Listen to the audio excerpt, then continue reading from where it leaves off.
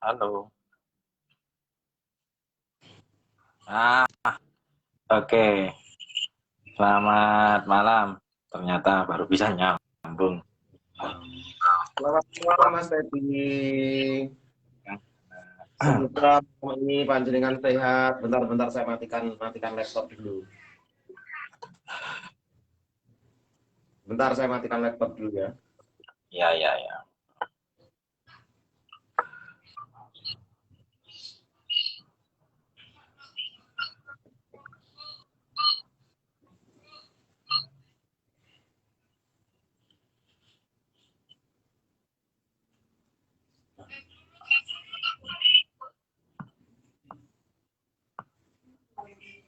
Ya, selamat malam. Ya, selamat malam. Gimana kabarnya juga punya cerita? Baik. Tungkare, Eh, alhamdulillah.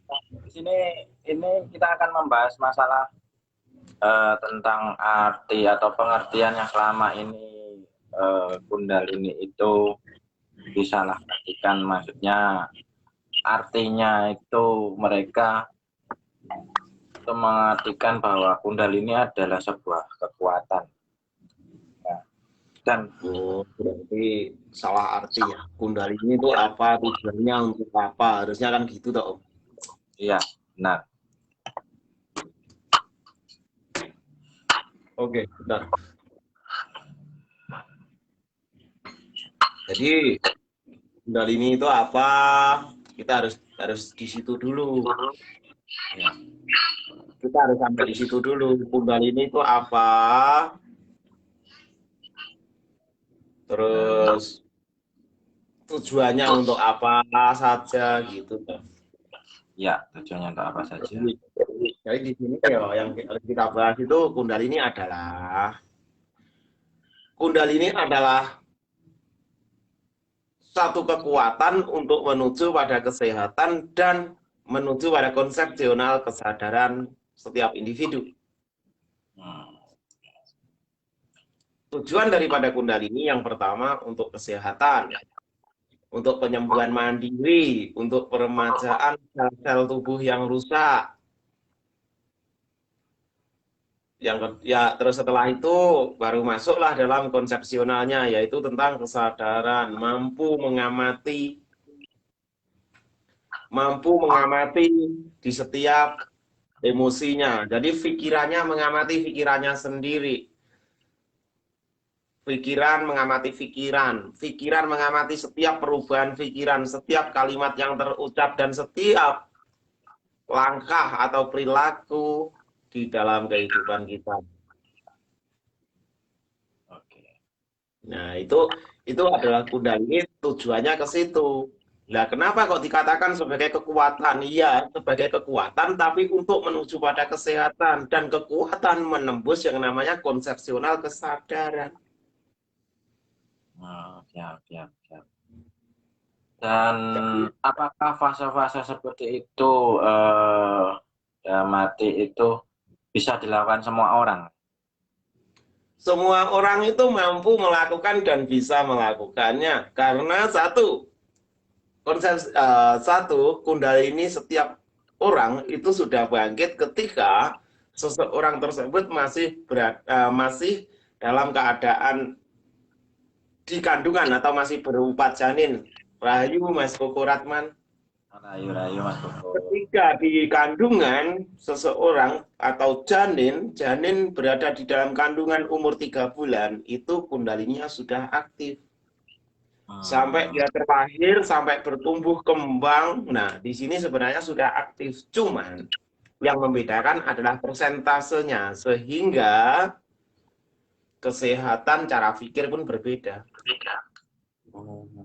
Berarti merubah mental juga ya, dan kecerdasan itu juga ya. Ya, benar. Jadi pastinya di situ masuk ke situ juga, karena kita itu tidak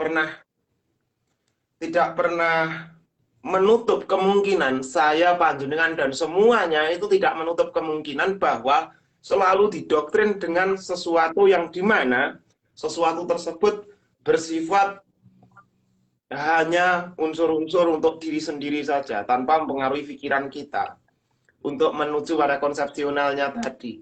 Maksudnya di sini dijejeli dengan kalimat-kalimat mulai dari kekayaan, kejayaan, dan kedudukan atau kekuasaan. Nah, itu kan juga bagian daripada doktrin. Nah, doktrin itu bukan hanya di situ, Dok. Mulai seseorang berada dalam kandungan, seseorang terlahir digadang-gadang, itu juga masuk doktrin. Bahkan sekolah itu juga bagian dari doktrin. Nah, segala sesuatu yang berhubungan dengan atau yang bersifat secara akumulatif di sini tidak selalu menumbuhkan hal-hal yang positif. Nah, contohnya banyak. Mungkin bukan hanya di tempat saya saja, tapi di tempat jenengan itu juga banyak contohnya. Salah satu contoh yang dimana sesuatu yang bersifat akumulatif di situ tidak selalu berbuah positif, itu bukan hanya di tempat saya saja ya, mungkin di setiap daerah itu pasti ada. Contohnya, alah wong atase dana kok duwe apa? Atase dana wae kok duwe apa? Kan gitu. Atase Teddy wae kok duwe apa? Nah, itu kan masuknya dalam ranah yang dinamakan tadi, doktrin yang paling kuat itu ada 3. 1, kekayaan, 2, kejayaan, 3, kedudukan. Nah, sehingga di sini kadang-kadang seseorang merasakan dirinya itu sadar penuh. Padahal di situ kita pun menilai kesadarannya hanya sebatas pada sisi-sisi kekayaan, kejayaan, dan kedudukan. Atau mungkin bisa dikatakan sebagai pengaruh. Nah, bagaimana kita membongkar itu? Di dalam ranah kedalaman diri atau kundalini itu ada caranya. Sehingga terjadi sebuah keseimbangan mulai dari pengamatan lisan yang keluar hingga keputusan yang belum terlahir. Dan sangat berpengaruh terhadap emosi, ego, mental, dan karakter. Karena secara tidak langsung ketika energi seseorang bangkit,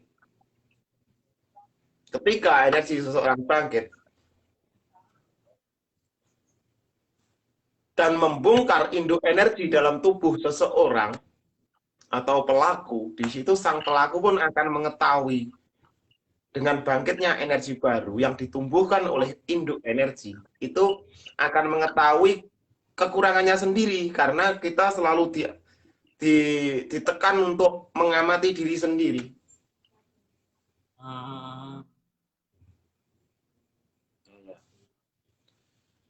Nah, caranya, sedangkan di situ caranya satu, yang pertama adalah bagaimana kita harus mengetahui cara-cara kebangkitan daripada energi tersebut. Termasuk bagaimana menumbuhkan energi baru tersebut, itu masih kelasnya energi. Belum lagi kalau padahal pembelajaran Kundalini itu ada 3 pembagian. 1 energi, 2 nyala api, 3 inti. Ya, ya. Dan ini pun fasenya banyak lagi. Nah, selama ini salah tentang pengamatan, karena kesalahan tersebut hanya diketahui oleh mereka-mereka yang mempelajari atau mengetahui hanya sepotong-sepotong. Oke, paham. Oke, di saat seseorang itu mempelajari, ternyata dia selama mempelajari ini dia tidak bisa merasakan sebuah ini energi apa bukan.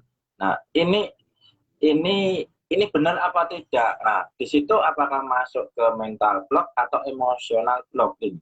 Nah, di situ caranya gimana? Gitu, itu masuknya dalam emosional personality. Jadi satu orang seolah-olah mempunyai beberapa emosi.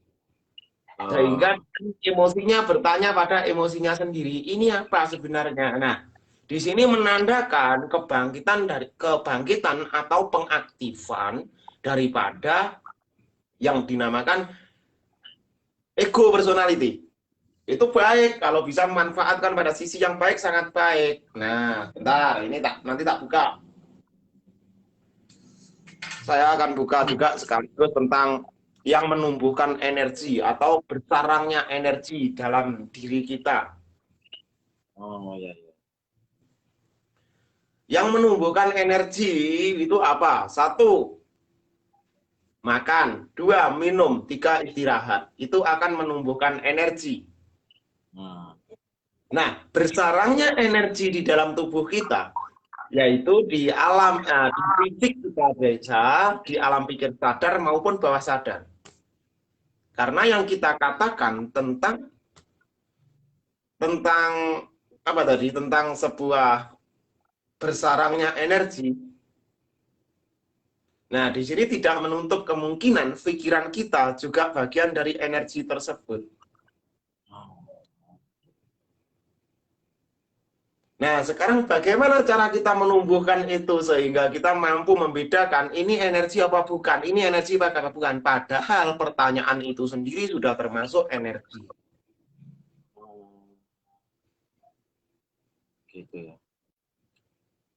Nah, pertanyaan yang dimana dia tanyakan pada pikirannya sendiri itu termasuk energi. Oke, itu Apakah termasuk energi berwujud? Apakah energi berwujud? Energi tidak berwujud. Ketika sudah berwujud, di situ disebut sebagai materi. ya, ya. Nah, seandainya energi berwujud itu adalah bagian daripada eterik atau berkumpulnya energi sehingga membentuk menjadi sebuah kehidupan atau terbentuknya energi, berkumpulnya energi sehingga membentuk sesosok kehidupan. Mungkin di luaran sana dikatakan sebagai jin, kodam, demit atau yang lain-lain.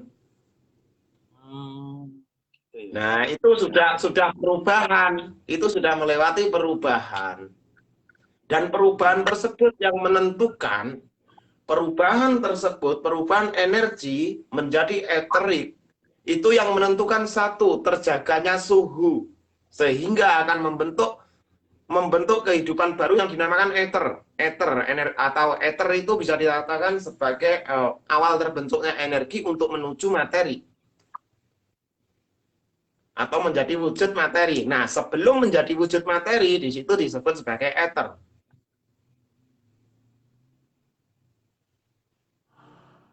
Nah, di situ bagaimana kita menumbuhkan energi tersebut sehingga ether tersebut mampu berada dan mampu kita lihat.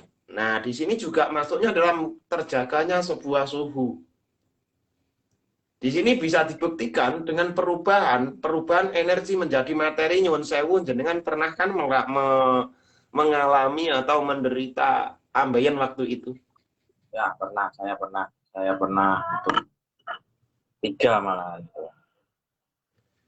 Nah, itu dikarenakan dengan pernafasan tersebut mengumpullah yang namanya energi di satu kumpulan, yang berkumpullah energi untuk merubah suatu kondisi, yaitu terbentuknya suatu eterik atau energi yang benar-benar terjaga sisi suhunya, suhu sekelilingnya atau suhu itu sendiri. Nah, di situ hingga yang dimana membakar materi tersebut dengan materi baru.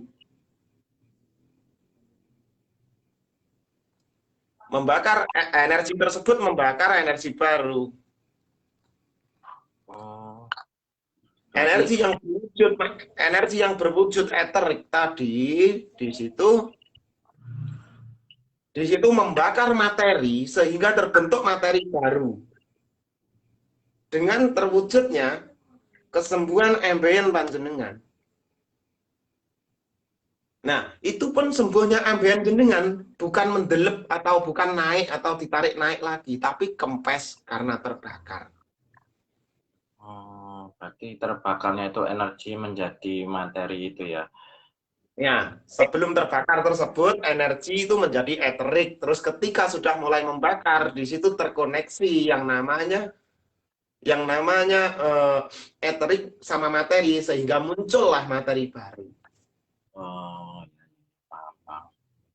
Jadi selama ini banyak yang dimana kita atau teman-teman kita yang memahami ether itu sekedar pemahaman dengan pengamatan di luar diri, seperti pembuatan jamur itu kan sebenarnya ether. Dengan terjaganya suhu dalam satu tempat atau satu ruangan, sehingga terjadilah jamur tiram, jamur apa itu.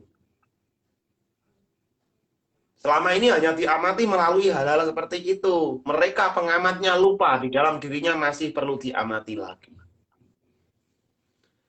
Berarti di sini tidak menutup kemungkinan sakitnya seseorang atau individu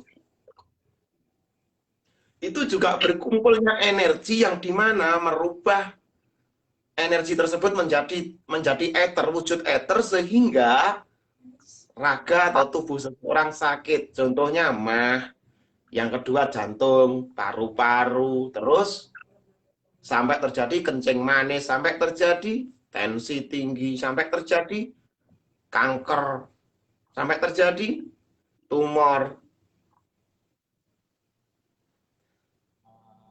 Nah, segala sesuatu terjadi tidak secara tiba-tiba. Ini masih dalam energi ya. Nanti kita akan bahas sekalian, entah berapa jam, kita akan bahas sekalian tentang cara mengaktifkan Kundalini. Walaupun sebenarnya Kundalini setiap manusia, setiap individu itu sudah aktif mulai dalam kandungan. Rahayu juga Mbak Mira Wandansari. Selamat malam.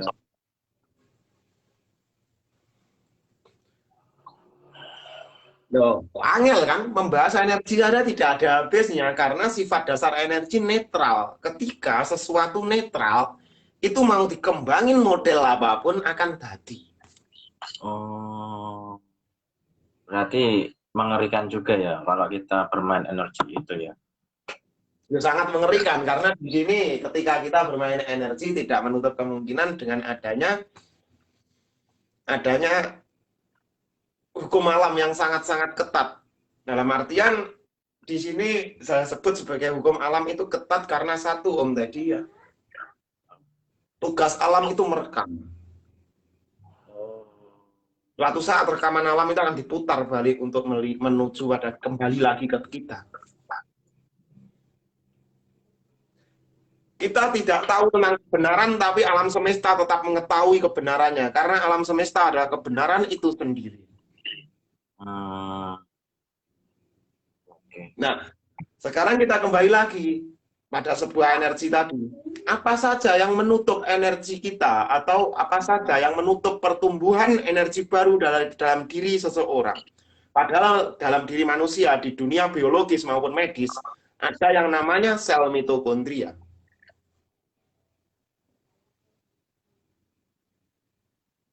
Nah, makanya kita, saya, panjenengan, atau yang lainnya itu tetap dalam kondisi kebodohan. Ya, benar, Mbak. Hukum alam begitu rapi, terstruktur. Ya, disinilah dengan tertutupnya mitokondria atau bibit kawit. Mbah nek ngarani bibit kawit ya. Bibit kawit. Di sini ditutup sendiri oleh orang-orang dahulu. Saya tidak menyalahkan mbah-mbah. Karena tadi alasannya adalah satu. Goal, glory, dan apa tadi? Yang saya katakan sebagai kekayaan, kejayaan, dan kedudukan. Ya. Secara tidak langsung, ketika seseorang berpegang teguh pada tiga tersebut, otomatis terjadilah sebuah penjajahan. Ingat, yang dijajah bukan hanya sekedar moral, bukan hanya sekedar bangsa negara dengan tembak-tembakan tok, enggak. Kesadaran manusia bisa dijajah. Mampukah kita untuk melepas, benar-benar melepas, menjadi jiwa yang merdeka tanpa menghilangkan budaya, tanpa menghilangkan adat istiadat, Walaupun sebenarnya budaya dan adat istiadat adalah penjajahan kesadaran itu sendiri. Terima kasih Mbak Magic Woman. Ya. Jadi di sini penjajahan feodal, penjajahan kesadaran seseorang bukan hanya pada itu dok. Pengembangan mulai dari agama. Itu termasuk menjajah kesadaran sehingga kita tidak mampu otak kita itu dari kecil dijejeli terus sehingga menampung teori-teori dan teori. Yang pertama, yang kedua kali itu masih agama. Kedua kali pengetahuan sekolah. Ya, dalam kehidupan sehari-hari banyak di sini yang kafir, yang murtad itu, nah itu selalu digaris merah sama mereka. Om tadi murtad loh, kalau saya bangga jadi murtad, cah kene. Oke, murtadnya itu lebih damai kok malahan. Murtad. Jadi yang pertama di situ, yang kedua kali kita itu selalu menutupi diri kita ketika berada di depan orang seolah-olah kita baik, padahal di belakang orang tersebut kita menjelek-jelekan. Itu juga termasuk penjajahan yang dimana seseorang tidak pernah menjadi dirinya sendiri. Nah, tidak pernah menjadi dirinya sendiri kenapa? Ya karena dia itu penuh dengan menutupi dirinya. Ketika saya di depan jenengan, saya menghormati jenengan, di belakang jenengan saya menjelek-jelekan jenengan. Itu kan sekedar kamuflase. Ya, padahal ketika manusia menjadi dirinya sendiri, ketika seseorang menjadi dirinya sendiri, tidak akan pernah menjadi lebih buruk atau menjadi lebih baik. Dia akan berpegang teguh pada satu komitmen. Disitulah terjadi keterhubungan atau komitmen atau konsekuensi antara diri kita dengan semesta luar diri kita. Wah, itu deru ini. Iya. Jadi tugas kita bagaimana? Tugas kita bukan mengagung-agungkan leluhur kita, bukan menjadi leluhur kita, tapi menjadi diri sendiri. Ketika seseorang menjadi dirinya sendiri, maka leluhur pun bangga. Aku putune Raden kae, aku putune Raja kae. Walah Raja lak mbahmu, Raden lak mbahmu. Iya, benar. Gitu carane. Lah terus awakmu kuwi oleh apa? Guru ngono mbak aku ngagungke. Nah, aku ngono ya walaupun itu adalah bagian dari orang-orang yang dimana itu masuknya dalam 3 tadi loh. Kejayaan, kekayaan, kejayaan, dan kedudukan. Ya. Oh, begitu ya. Orang-orang yang seperti itu ya. Nah, disinilah kita harus mampu membongkar. Benar-benar mampu membongkar.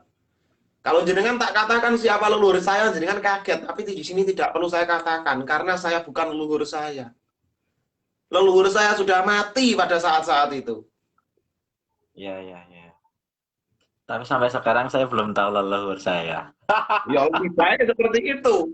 Lebih baik seperti itu. Oke, dari intinya dari penjajahan tadi. Ini kan sebenarnya gimana? Kan tentang kebangkitan, tentang bangkitnya. Atau cara membangkitkannya, cara mengaktifkannya. Nggak dibuka bisa? Ya, silahkan dibuka sekalian. Cara mengaktifkannya, membangkitkannya, dan menghilangkan sebuah pertanyaan-pertanyaan seperti tadi itu, bagaimana lah caranya agar mereka yang belajar seperti itu bisa melakukan, istilahnya mengetahui step by step-nya gitu loh, seperti itu. Oke, di sini saya buka sedikit saja ya. Saya tidak perlu membuka tekniknya, saya hanya membuka ulasan-ulasannya ya. Buka ulasannya saja seperti itu. Jadi begini, tapi seperti tadi sudah saya sebutkan bahwa aku ki saking berbakti terhadap ibuku lagi, fotone ibuku karo Mbak Yuko. Iya ta? Kandhani kok. Jadi begini, tak terus kecek. Jadi begini. Seperti yang sudah saya katakan tadi bahwa Kundalini itu sebenarnya sudah aktif ketika seseorang atau individu berada masih kondisi di dalam janin atau Ya. masih berada di dalam janin. Ya, benar. Ketika janin tersebut berumur 3 bulan, dia itu sudah aktif kundalininya. Nah, tingkat keaktifan sekarang sudah aktif sampai mulai dari dalam janin sudah aktif. Ketika orang tersebut lahir di dunia beranjak gede, dewasa hingga tua, dia itu semakin bangkit, semakin aktif. Cuman di sini yang membedakan adalah bangkitnya energi. Sehingga kadang ketika seseorang atau anak-anak kita mungkin ya, anak-anak kita atau tetangga-tetangga kita ketika hamil itu kandungan kehamilannya itu bayi itu bisa prematur lahir awal yang pertama sampai terjadi mati. Kalau lahir sebelum waktunya lahir tapi tidak mati yo berarti dia itu beruntung termasuk saya. Saya lahir ketika umur saya 7 bulan lebih kata ibu saya. Nah, prematur itu berarti kundalininya aktif tapi kadang kebanteran sehingga gigi mongso terus akhirnya lahir mati. Oh, begitu. Itu pengaruh juga ya berarti ya. Pengaruh. Yang pertama, berarti kalau sudah di situ kita sudah tahu bahwa setiap manusia itu kundalini sudah aktif mulai dari dalam janinnya. Yang kedua kali, ketika dia terlahir keprot, beranjak gede, remaja, dewasa, tua.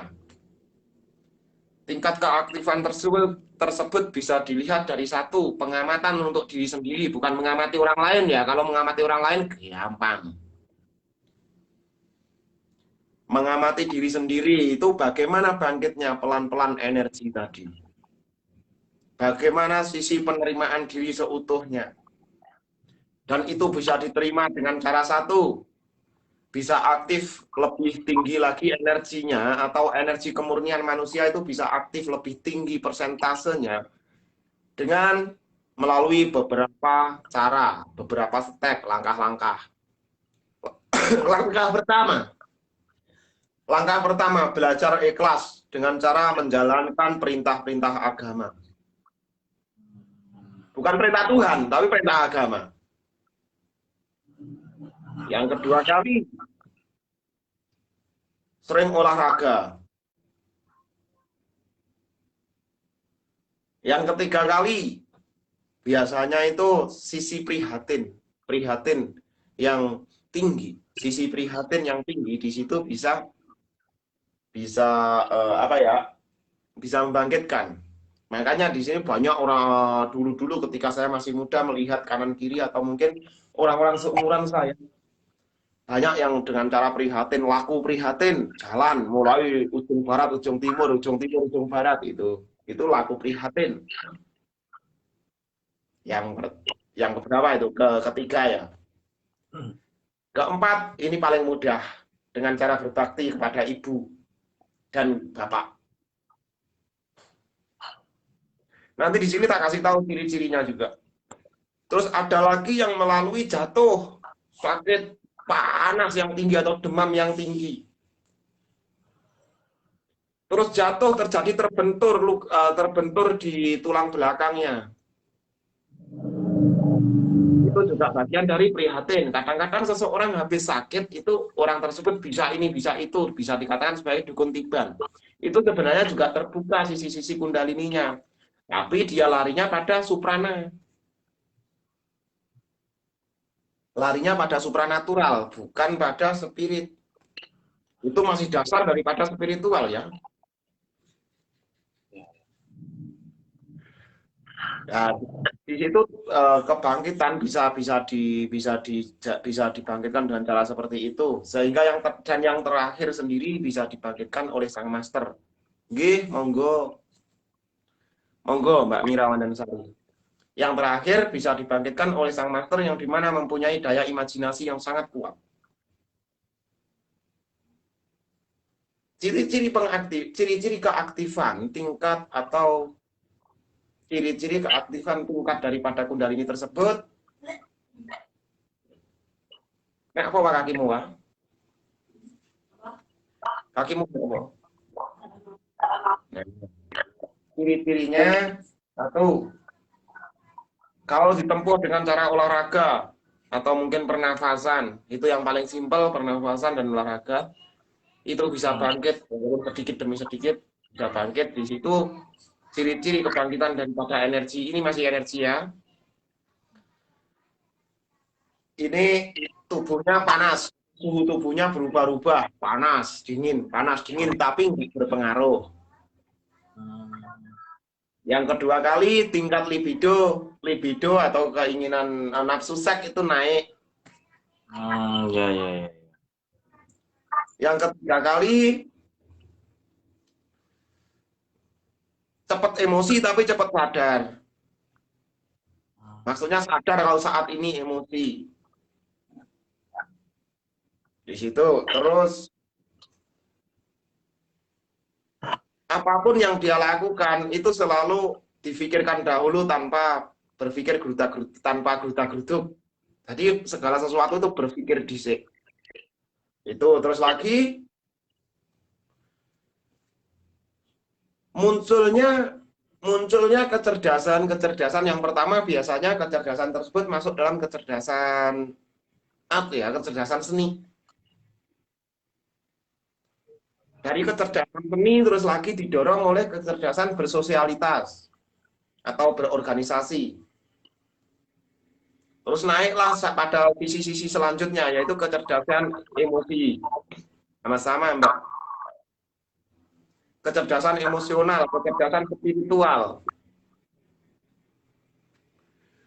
Terus analisa lebih cepat. Karena analisa lebih cepat tadi yang pertama didorong oleh energi menyambung dengan intuisi dan menyambungkan pada kecerdasan. Kenapa kok kecerdasan?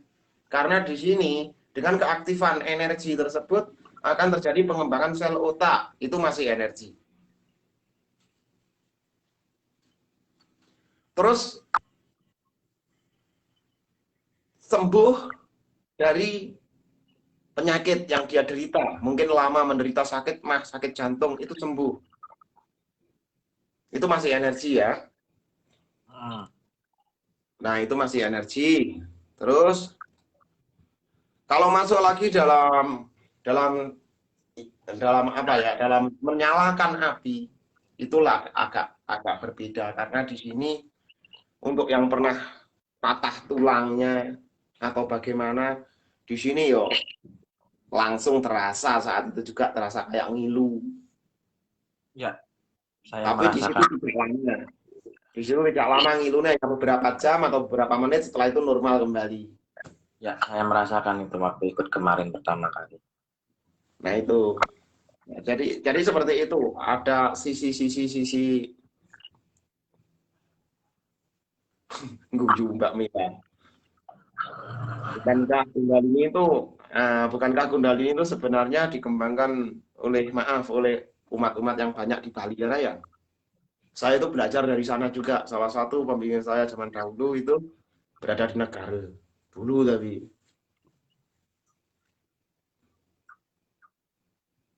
tapi dulu. Sekarang beliau sudah meninggal, dekat dengan Madewi. Nah, jadi itu masih banyak lagi itu.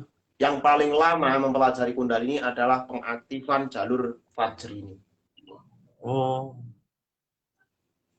Itu tidak cukup dalam waktu 1 bulan.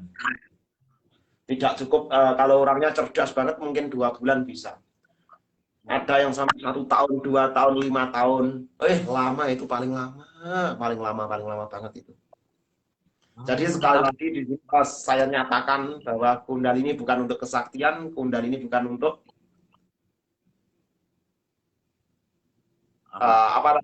bukan untuk kekuatan di luar diri. Ya. Tapi kekuatan untuk membenahi kekurangan diri kita hingga menuju pada konsepsionalnya, yaitu kesadaran.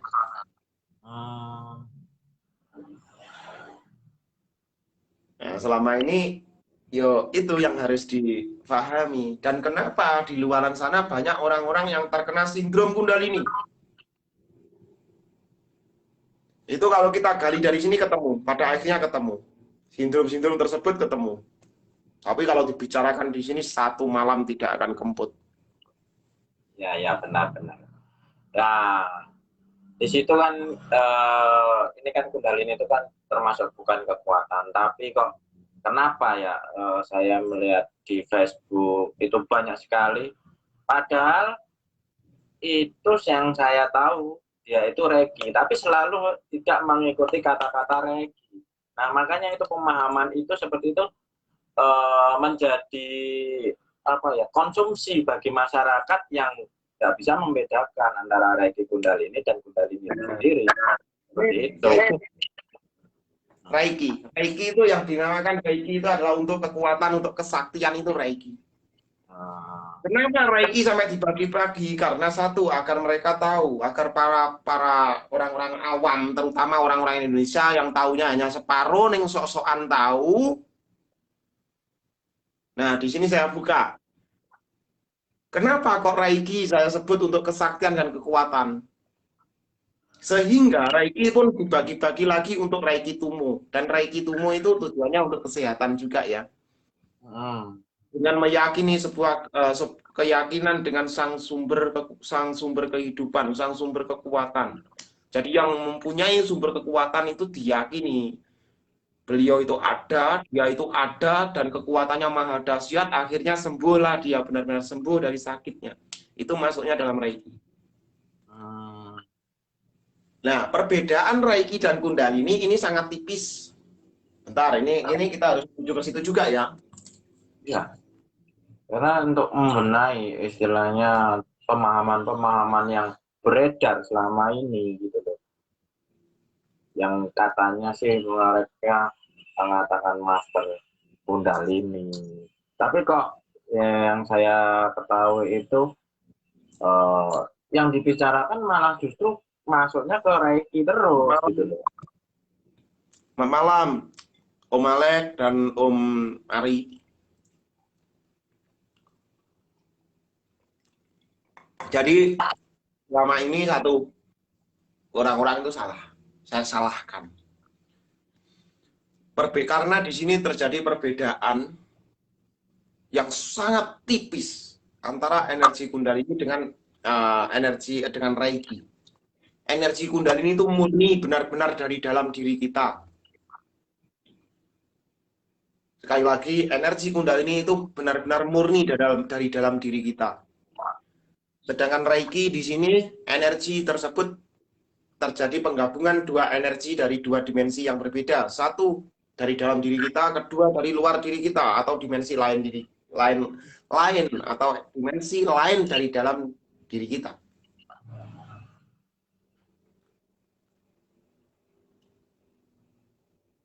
Nah, jadi sekali lagi saya katakan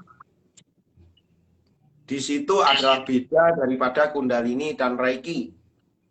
Kalau Reiki terjadi penggabungan dua energi yang berbeda. Satu energi dari dalam diri kita, yang satunya energi dari luar diri kita. Yang kedua kali, energi bukan untuk energi Kundalini bukan untuk kesaktian.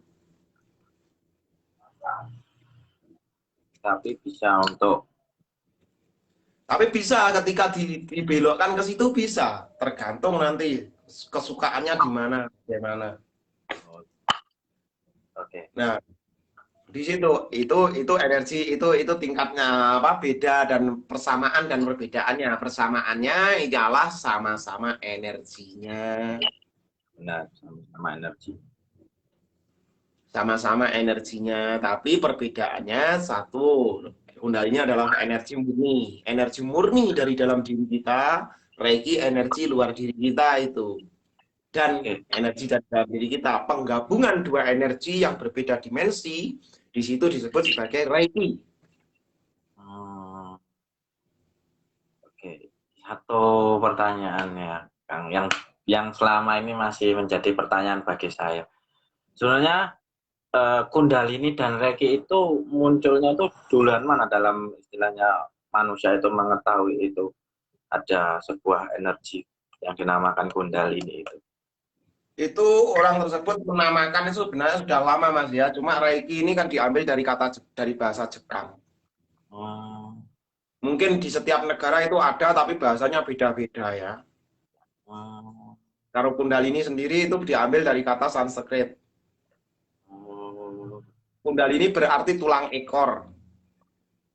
Dan Kundalini banyak berkembang, satu di India, dua di Tibet.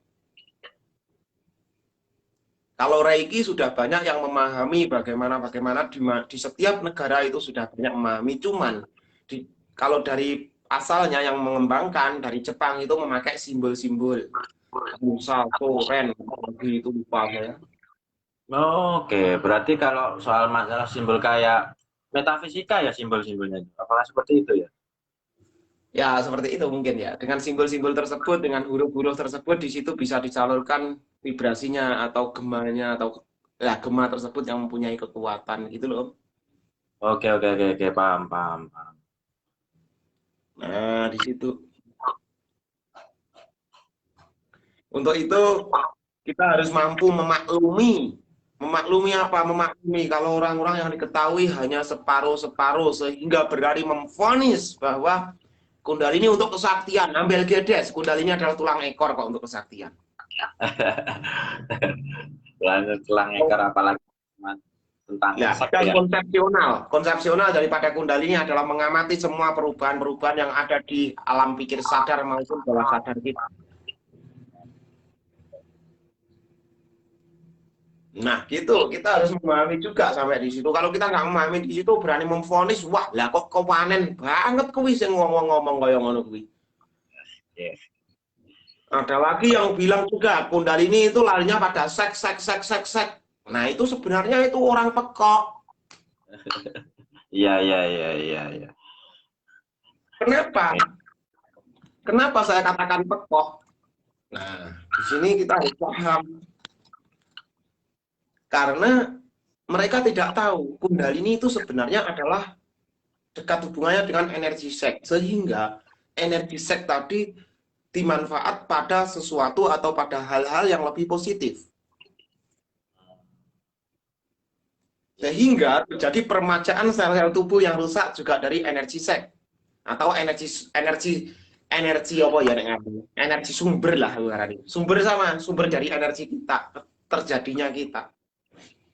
Sumber kebahagiaan. Nah, di situ. Nah, ketika seseorang sudah bangkit dari energi seksnya itu bangkit mampu menyembuhkan sakitnya secara mandiri, dia secara tidak langsung dan tidak sadar akan naik pada sisi selanjutnya, yaitu menunjukkan bahwa aku adalah makhluk berspiritual.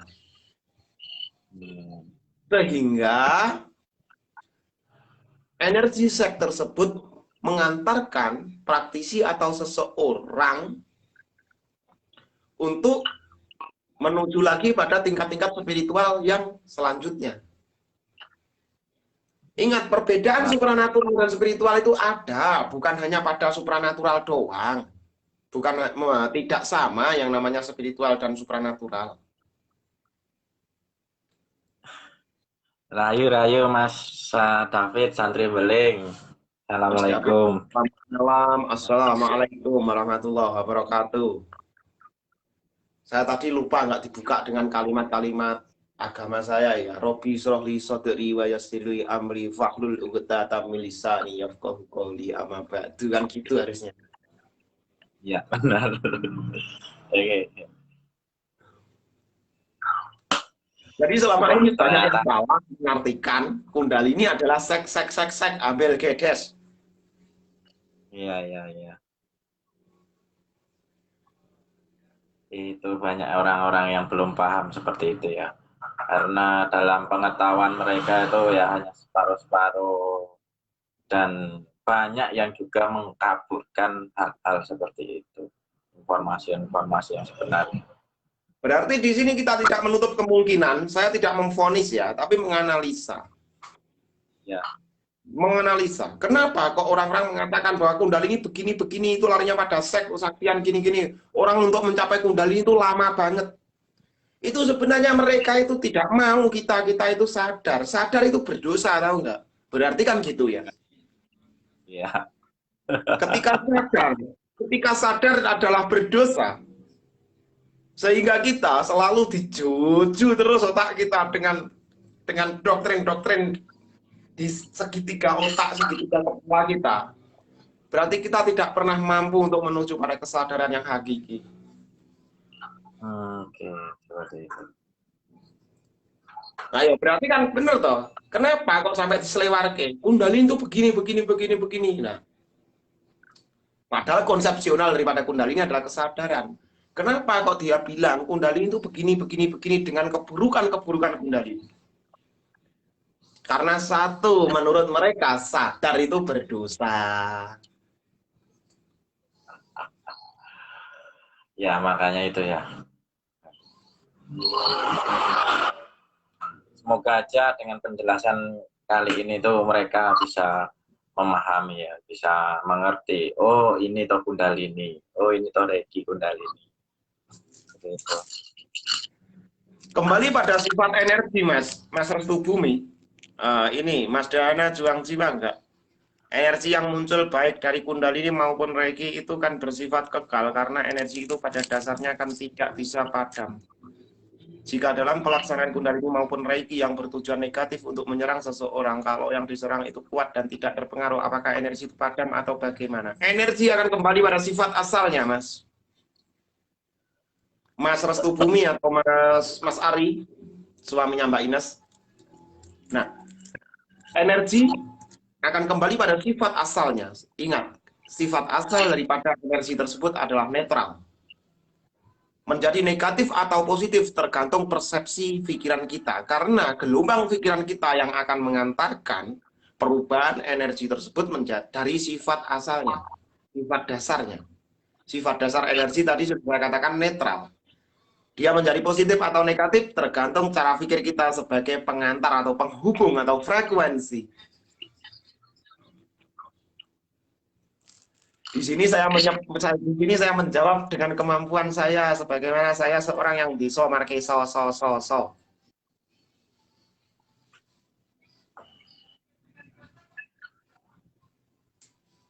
Ngawur tapi teratur.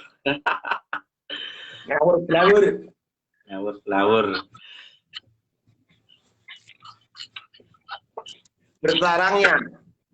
Bersarangnya energi pada pikiran kita yang pertama. Pikiran itu kalau sudah mampu mengeluarkan, kalau belum mampu mengeluarkan berarti energi tersebut masih bersifat rasa. Itu masih bersifat rasa. Kalau sudah terkeluarkan melalui cara pikir kita, di situ sudah mampu kita mengeluarkan dan berasumsi. Untuk itu kembalikan pada sifat dasarnya. Sifat dasar energi adalah netral. Dia tidak akan pernah menjadi positif atau negatif kecuali kita yang menghubungkan. Oh, iya. Nah, di situ. Kenapa kok ada pembersihan energi dengan cara teknik-teknik yang lain ketika terjadi pembersihan? Mungkin dengan teknik-teknik yang saudara kita lakukan di grup itu apa? Sambala. Itu kenapa kok dia bisa sembuh? Karena dia itu membantu bersarangnya energi negatif di pikiran si penderita. Teknik Reiki juga seperti itu. Dia itu hanya merubah pikiran negatif menjadi netral atau menjadi positif. Ya itu seperti itu. Jadi kayak kemarin itu di sini banyak orang yang saya foto, saya kirim di grup. Di situ satu persatu saya bersihkan dengan cara saya mutah terus tanpa saya mengeluarkan kalimat, tiba-tiba mutah sendiri. Nah itu berarti beliau itu yang saya bersihin, beliau itu menjadi kolam energi, dan kolam energi tadi keruh dengan cara pengaplikasian dalam pikiran melalui apa yang dia rasakan.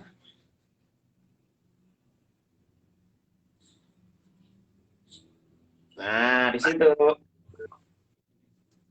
Untuk itu, kalau kita merasakan sesuatu yang neko-neko, coba kita kembalikan lagi pada sifat dasar energi tersebut. Ingat, sifat dasar energi adalah netral. Oke. Kenapa? Ketika di Zoom, saya pun afirmasinya berarti ya Mas Dara juga. Iya benar, afirmasi atau niat. Kenapa di Zoom juga saya ajarkan untuk grounding? Karena cara kita untuk membersihkan secara langsung, untuk ketemu fisik itu sangat susah, apalagi sekarang baru rampung musim pandemi ya. Di situ saya sarankan untuk grounding, tujuannya adalah ya netralisir pikiran kolam energi yang ada dalam tubuh kita. Nah, di sini grounding ya, bukan cleansing ya. Walaupun sebenarnya hampir sama antara grounding dan cleansing. Cleansing negatif for energy.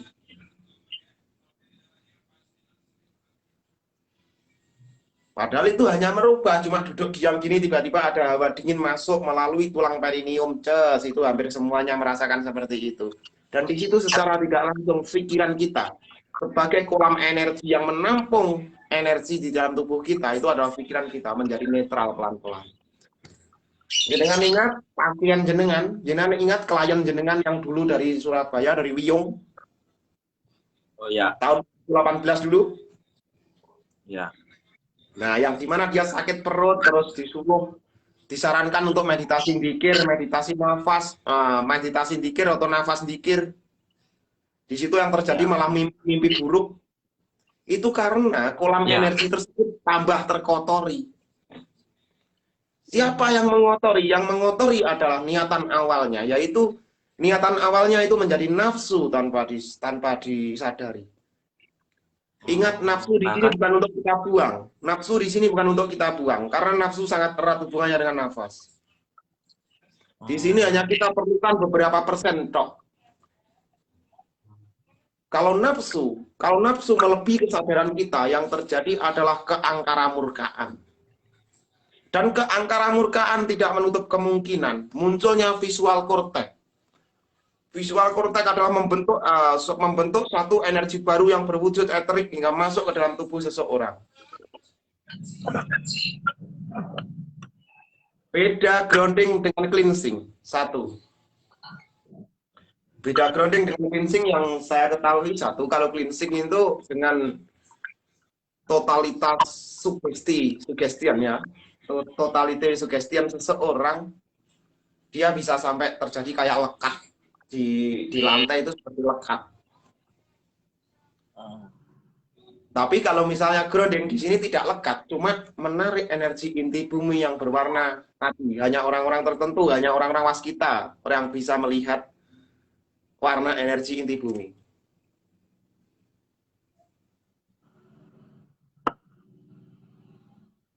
Hanya orang-orang yang waskita yang mampu melihat energi inti bumi. Karena energi inti bumi sangat dekat hubungannya dengan kelestarian. Oh, berarti grounding itu seperti itu ya. Nah, sehingga seseorang yang melakukan grounding di sini yang dirasakan, walaupun orang tersebut tidak mampu untuk apa namanya sugesti, dia langsung merasakan ces kayak ditiup ada aliran es atau mungkin sesuatu yang isis seperti min ya, kayak ditiup dari tulang perineum menuju ke atas, cus gitu naik. Bener tau Om tadi? Nah, benar sekali. Ya. Makanya dengan cara pernafasan itu sebenarnya yaitu tadi membangkitkan energi kundalini dengan cara mengumpulkan energi-energi eterik kita atau wujud-wujud eter untuk merubah menjadi satu sel kehidupan yang lain untuk membersihkan tubuh kita dari rasa sakit atau dari penyembuhan seseorang dari penyakitnya masing-masing, seperti virus-virus yang bersarang. Kan di grup kemarin ada yang HIV itu sudah tidak terdeteksi itu. Dan di situ saya sarankan lagi untuk grounding, tujuannya adalah tadi melanjutkan.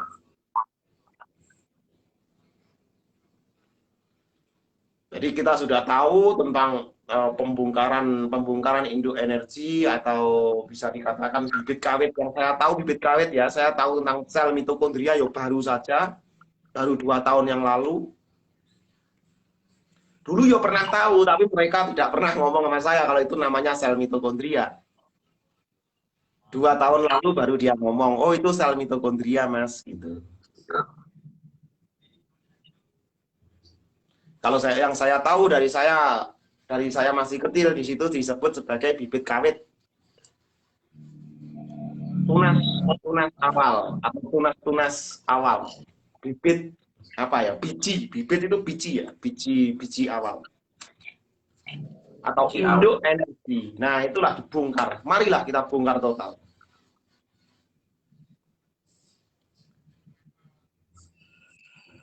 Nah di sini kita harus mampu memahami kenapa orang luar negeri yang mampu, maksudnya yang mampu untuk diterima banyak orang, karena mereka sudah lepas doktrin, mereka berusaha mencari referensi di luar diri dia setelah mereka mengalami. Selama ini orang Indonesia ajarannya itu hanya tekniknya yang diterima oleh luar negeri, bukan kaweruhnya. Nah, karena apa? Karena orang luar negeri tahu kapasitas kita sebagai warga negara Indonesia itu, mereka tahu.